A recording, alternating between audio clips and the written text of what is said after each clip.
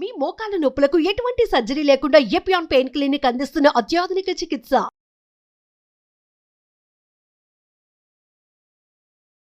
నమస్కారం. నా పేరు డాక్టర్ షగుప్తా. నేను న్యాచురోపతి డాక్టర్ని. కాన్స్టిపేషన్ అండి, మలబద్ధక సమస్య పేరులోనే ఉంది. బద్ధకించడం వల్ల, ఎలకపోవడం వల్ల వచ్చే సమస్యనే మలబద్ధక సమస్య అంటారు. ఎర్లీ మార్నింగ్ లేచిన వెంటనే బెల్లు కొట్టినట్టు మనం బెడ్ మీద జిరిగిన వెంటనే అసలు నీళ్లు కూడా తాగకుండా మోషన్ పాస్ చేసే వాళ్ళు నేను హెల్దీగా అంటుంటాను.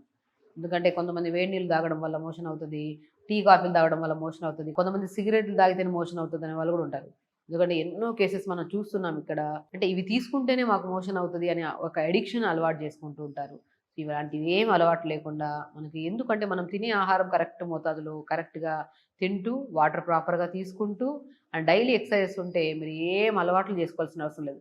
అలా మార్నింగ్ లేచిన వెంటనే మోషన్ ఫ్లష్ చేసి హ్యాపీగా 1 అవర్ యోగా చేసుకొని ఇప్పుడు మనం చెప్పినట్టు డైట్ ప్లాన్ చేసుకుంటే చాలా మంచిది. డైట్లో కూడా సింపుల్ అండి, మనం ఆకుకూరలు బాగా తీసుకోవాలి.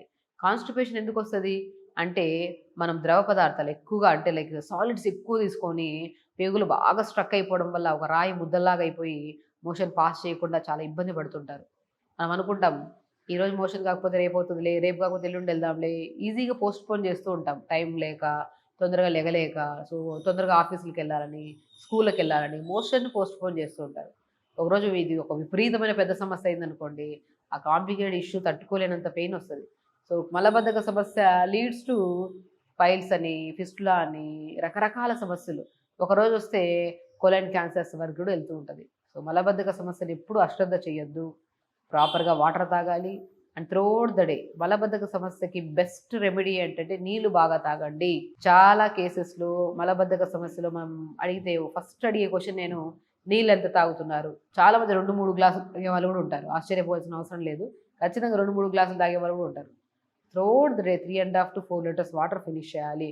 ఎంత వాటర్ తాగుతామో ఆ వాటర్ అనేది ఏం చేస్తుంది, మంచిగా గట్ని హెల్తీగా ఉంచుతుంది, పేగుల్ని క్లీన్గా ఉంచుతాయి. కాబట్టి నా మార్నింగ్ మోషన్కి వెళ్ళడానికి ఫస్ట్ ఎన్నో రెమెడీస్ చెప్పాను. బనానా తినమని చెప్పాను, రా పపాయ తినమన్నాను, జామకాయలు తినమన్నాను, ఫ్లాక్ సీడ్స్ పౌడర్ చేసుకొని ఆ పౌడర్ని మధ్యలో కలుపుకొని తాగమన్నాను, చియా సీడ్స్ని పొద్దున్న నానబెట్టి ఈవినింగ్ టైమ్స్లో తీసుకోమని చెప్పాను, పాలకూర తీసుకోండి, మునగాకు తీసుకోండి, రకరకాల వెజిటబుల్స్ తీసుకోండి, బీరకాయ, చిక్కుడుకాయ అద్భుతంగా పనిచేస్తుంది కాన్స్టిపేషన్ కని. ఎన్నో రెమెడీస్ మాట్లాడుకున్నాం. ఈ రెమెడీస్ కంటే కూడా ఇంపార్టెంట్ నీళ్లు ఎంత తీసుకుంటున్నారనేది చాలా ఇంపార్టెంట్. పర్ డే మనం కంప్లీట్గా కొద్దిగా గంటకి కొద్దిగా వాటర్ తాగాలండి. అలా తాగుతూ throughout the day 3.5 to 4 litres finish చేసి మార్నింగ్ మంచిగా బ్రేక్ఫాస్ట్, లంచ్ టైంకి లంచ్, డిన్నర్ టైంకి డిన్నర్. ఓవర్గా కూడా కాకుండా లిమిట్గా. మన స్టమక్ ఎంత ఉంటుంది అందరికి తెలుసు, అరిచేయి ఎంత ఉంటుంది స్టమక్. ఈ స్టమక్ ఎంత ఇవ్వగలుగుతాం ఫుడ్ అంతే ఇవ్వాలి. మోర్ దెన్ ఇస్తే ఏమవుతుంది, బరువు పెరిగిపోతాం, కాన్స్టిపేషన్ ప్రాబ్లం, నరాల బలహీనతలు, రకరకాల సమస్యలు. కాబట్టి లిమిట్గా తినడం, ఆ లిమిట్గా తినే దాంట్లో వెజిటబుల్స్ ఉన్నాయా, మన ఆకుకూరలు ఎక్కువ ఉన్నాయా, రైస్ ఎంత ఉంది, క్వాంటిటీ ఆఫ్ కర్రీస్ ఎంత ఉన్నాయి అనేది చాలా గమనించాలి. ఇలా తీసుకుంటూ అండ్ రా పపాయ సలాడ్ కూడా చెప్తుంటాను నేను. రా పపాయ అంటే పచ్చి బొప్పాయి కాయని తెప్పించి బాగా తురిమేస్తే ఆ తురిమిన దాన్ని నీళ్ళలో వేసి ఉరగబెట్టి దాన్ని మంచిగా వాటర్ని కూడా చాలా మంచిగా తీసుకోమంటారు.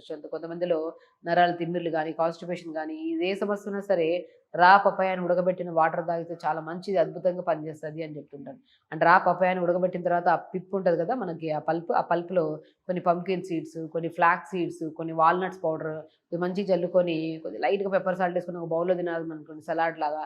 టేస్ట్ చాలా బాగుంటుంది. కాన్స్టిపేషన్ ఇష్యూకి అద్భుతంగా పనిచేస్తుంది. అండ్ వీటన్నిటికంటే ఇంపార్టెంట్, ఈ కాన్స్టిపేషన్ ఎందుకు వచ్చింది అంటే ఇండియన్ వాష్రూమ్స్ వాడడమే ఆపేస్తున్నాం. ఎందుకంటే చాలా కేసెస్ ఇలా మోకాళ్ళ నొప్పులు కానీ ఇలాంటి కేసెస్లో మనకి ఇబ్బందిగా ఉంటుంది మనం ఇండియన్ వాష్రూమ్ యూజ్ చేయడానికి. కానీ ఇప్పుడు జనరల్గా హెల్దీ పర్సన్స్ కూడా ఇండియన్ వాష్రూమ్స్ యూజ్ చేయడం వదిలేశారు. ఇంట్లో ఆప్షన్గా ఉంటుంది మనకి. సో మనం వదిలేయడం వల్ల అంటే మలబద్ధక సమస్య అనేది మనం పొద్దున్నే లేచాక మలాసన్ అంటారు, పేరులోనే ఉంటుంది మలాసన్. ఆ మలాసన్ అంటే మనం ఇండియన్ వాష్రూమ్లో కూర్చునే పొజిషన్నే మలాసన్ అంటారు. ఆ పొజిషన్లో కూర్చోవడం వల్ల థై ప్రెజర్ పొట్ట మీద పడి మనకి పేగులో నుంచి అంతా ఫ్లష్ అవ్వడానికి చాలా అద్భుతంగా పనిచేస్తుంది. అందులోనే ఆ పేరునే మలాసన్ అని పెడతారు. ఆ పోర్షన్ కూర్చునే పోర్షన్ అది అద్భుతంగా పనిచేస్తుంది. పొద్దున్నే డే స్టార్ట్ అయితే అట్లీస్ట్ మీరు కూర్చోవడం, మార్నింగ్ డీటాక్స్ వాటర్ కానీ ఏదైనా తింటున్నప్పుడు మలాసంలో కూర్చోండి. లేదంటే విపరీతమైన కాన్స్టిపేషన్ ప్రాబ్లం ఉంటే ఒక 2.5-3 లీటర్లంత వాటర్ తీసుకొని జస్ట్ ఆల్మోస్ట్ ఒక half litre to first start చేద్దాం.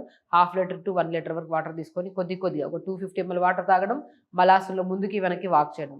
మళ్ళీ మళ్ళీ 250 ml వాటర్ తాగండి, మళ్ళీ ముందుకి వెళ్ళండి. అట్లీస్ట్ ఒక హాఫ్ లీటర్ వరకు వాటర్ పెట్టుకొని అలా ముందుకి వెనక్కి వాక్ చేయడం వల్ల ఆ వాటర్ మొత్తం పేగుల్లోకి వెళ్ళి నీట్గా మల విసర్జన అవ్వడానికి చాలా అద్భుతంగా పనిచేస్తుంది.